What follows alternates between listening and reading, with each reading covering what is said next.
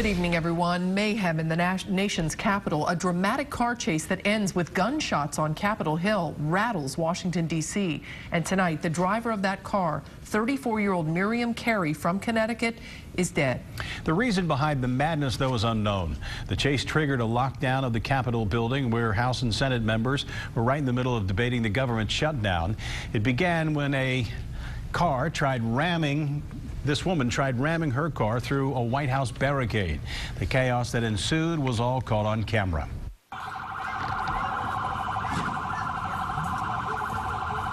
Oh.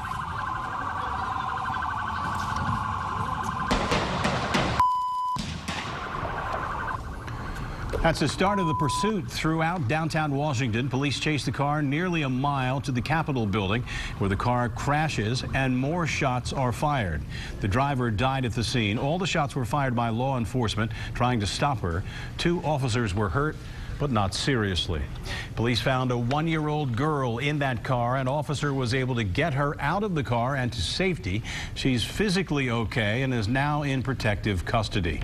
Mary Craddock is a furloughed government worker from Virginia. He and his wife came to Washington to talk to their congressman and got caught in the chaos. I kind of dropped down to my knees, and then everybody started. I kind of looked at my husband like, where do we go? Where do we go? We both were doing things with our cell phones, heard the initial, what sounded like a string of firecrackers going off, maybe 4 or 5. Sounded like just one of those little strings somebody had thrown out the car window or something. And then she turned and saw the officer drop down and start shooting, at least in a shooting position, at least 1 shot that he fired.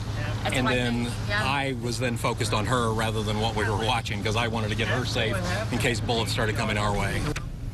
The investigation is ongoing tonight on 2 fronts: at the woman's home in Connecticut to see if there are any clues as to what might have led to what happened, and a second investigation is focusing on the use of lethal force by the police and whether it was necessary.